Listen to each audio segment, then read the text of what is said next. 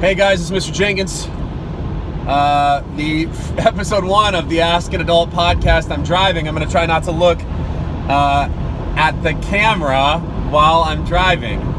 It's raining, and I'm driving, and I'm going to do this podcast. All a really great idea. Out here in beautiful Cascadia, the land of beavers and trees. Okay, so Ask an Adult. Ask an Adult is where you can ask any question that you've ever wanted to be answered by an adult. And an adult person, in this case me, will answer your question. I'm not an expert. I'm just a grown person. And I will answer these questions to the best of my ability. So I got a few questions. If you'd like to leave questions in the comments below, or you'd like to email me questions, it's askanadultpod@gmail.com. I will answer all of your questions and more right here, irregularly, at least once a week. My old TA asked, what do you do after college? When is the time to move out of your parents' house? What are some things to do? When do you know how you're an adult? What are some things that you do during college to prepare for after college? And how do you save money? We'll start with this. I would say the very first thing that you should do while you're in college is to think about what your goals are for going to college. To set your goals. That's thing one, is set your goals.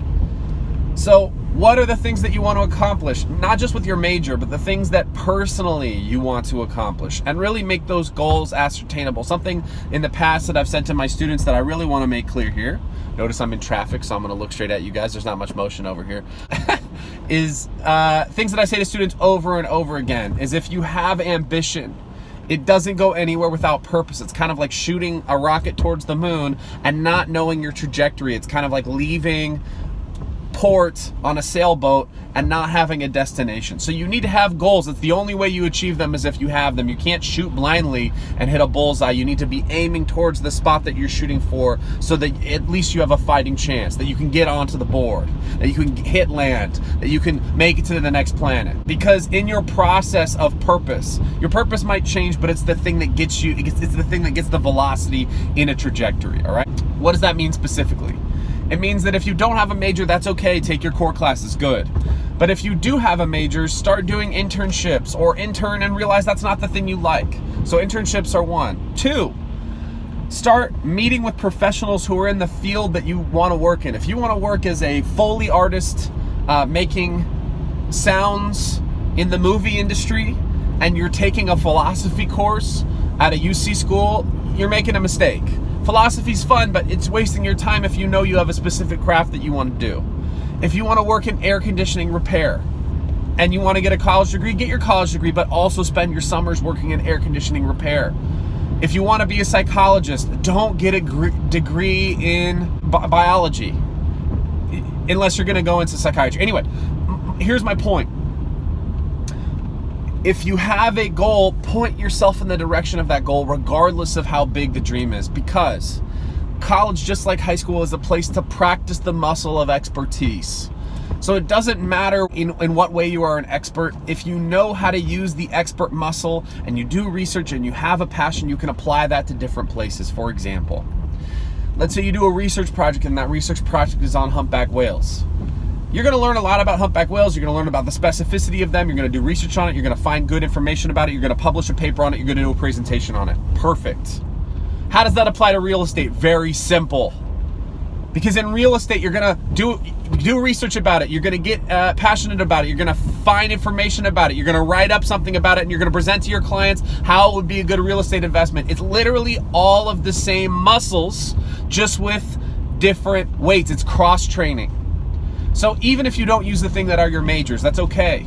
As long as you use the same effort, the same chutzpah, the same passion that you would in your job as you do in college, you're using the same muscle group, you're practicing what it's like to use that same effort in the real world. Now, if you feel like your college experience is not that, stop going to college. Go do the thing that you're actually supposed to do. Follow your passion, follow your dreams, figure out what that is. And if it's building brick walls, go start building brick walls. If it's making YouTube videos, Make YouTube videos and find the best people you can to mentor you. Maybe that's paid, maybe that's not, but that's what school originally was for, was to have experts teach you and how to also be an expert in that field. Okay. Thing two that I would recommend that you do after the age of 18, but before the age of 22 or 23, is get a credit card. Get a credit card and spend a little bit of money on it that you know how to pay back. Why? If you don't have credit at the age of 22 or the age of 23, it's going to be really hard to borrow stuff. People in medical school, people who have become a doctor at the age of 30 almost always have zero credit, zero credit. Why? They haven't got a credit card in their 20s and they don't pay off small loans. That's how you build up credit, is you swipe your credit card for $10, $20, $100, but you have $10, $20, or $100 cash and you pay it off in full every month. That's what you have to do. Now, I will say this. By the time I was 22, I was in thousands of dollars worth of credit card debt. I had to work really hard. I had to save just to make it to zero. Even me. So I would be very careful with credit cards. They can be very addictive and they can be a problem for people who aren't good at budgeting.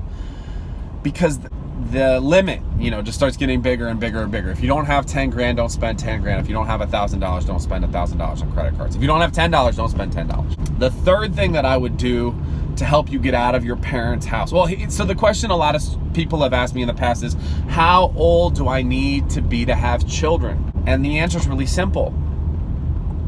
It's not a certain number. It's when you can afford it. It's when you can afford to have children.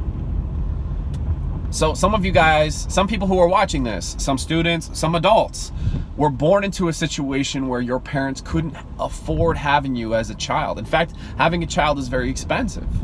And so I wouldn't say that that was irresponsible of them, but I think your upbringing would have been easier if your parents could have afforded at least necessities. And for those of you guys who did have your necessities fulfilled, then you understood how much it was easier than some of your friends who didn't. And it's the same thing for moving out of your parents' house. Mr. Jenkins, adult, how old should I be to move out of your parents' house? The answer is when you can afford it.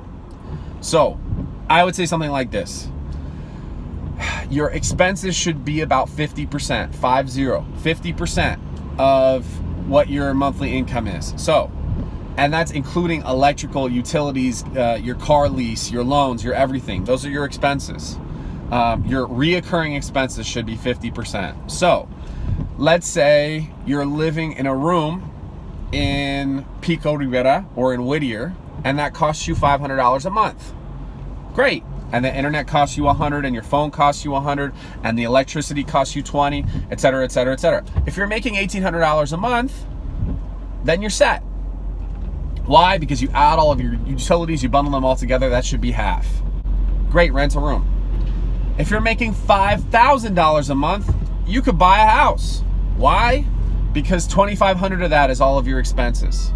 If you're spending $4,000 a month on just the mortgage for your house and you make $4,500 a month, you are toast. That house is going to get repossessed. Why? Because you won't be able to have any money for your other spending. This is why there's some people who drive BMWs but live in a trailer park.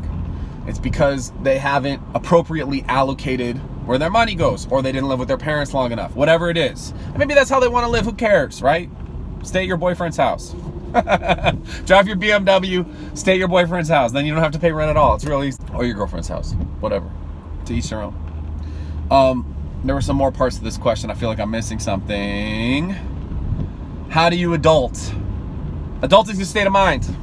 There's some 18-year-olds that are adults, and there's some 70-year-olds who are children. There's some 16-year-olds who are adults, and there's some 80-year-olds who are children. Now, me, I'm 34 years old, but I'm barely an adult. Why? Because I act like a child all the time. I say foolish things, but it's because I realized early on, Steven Spielberg said that the creative adult is the child that survived. And the very coolest adults, the ones who are the most interesting and the most creative, the ones who really enjoy life, are the ones who can, in their hearts, relate to what it was like to be a child. So, even though I have all of the grand responsibility of adulthood, jobs, mortgages, trusts, a will and testament, 2 children, I'm a goofball. And that's by choice, because I don't let my heart get hard.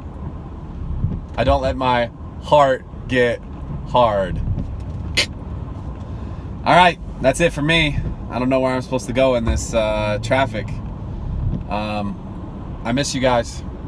Make good choices. I'll see you the next time. Ask an adult. No, ask an adult. Yes, ask an adult. Oh, yeah.